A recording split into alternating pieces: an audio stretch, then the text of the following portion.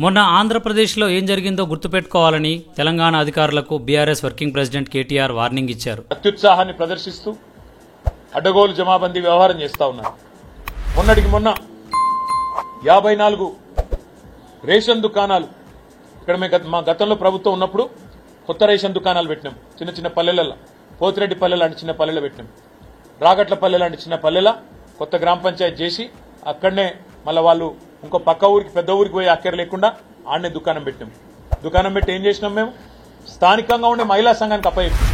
మీరు నడుపుకోండి పొదుపు సంఘం వాళ్ళు, తద్వారా మీకు ఇంత ఆమ్దాని ఉంటుందని చెప్పి పొదుపు సంఘం వాళ్ళకి అప్పచెప్పినాం.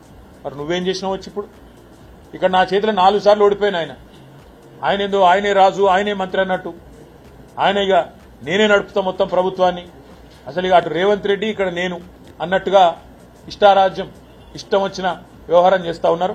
దానికి అధికారులు వంతపాడుతూ ఇవాళ ఆగమాగం అవుతున్నారు. అధికారులకు నేను ఒకటే చెప్తా ఉన్నా, మొన్న ఆంధ్రప్రదేశ్లో ఏం జరిగిందో చూడండి. ఆల్ ఇండియా సర్వీస్ ఆఫీసర్లు కూడా మన సస్పెండ్ అయింది. మీరు చట్టం ప్రకారం కాకుండా కానూన్ ప్రకారం కాకుండా ఇష్టం వచ్చినట్టు చేస్తామంటే మాత్రం తప్పకుండా దానికి ఫలితం అనుభవిస్తారు. ఆల్ ఇండియా సర్వీస్ ఆఫీసర్లే కావచ్చు, పోలీసులే కావచ్చు, ఆర్డీఓలే కావచ్చు, కలెక్టర్లే కావచ్చు, ఎవడే కావచ్చు, తప్పకుండా ఫలితం అనుభవిస్తారు. చట్టం ప్రకారం పనిచేయండి, ఒళ్ళు దగ్గర పెట్టుకొని పనిచేయండి. ఇష్టం వచ్చినట్టు చేస్తామంటే మాత్రం ఊరుకోము. మీకు తెలుసు, మాకు తెలుసు, ప్రజలకు కూడా తెలుసు.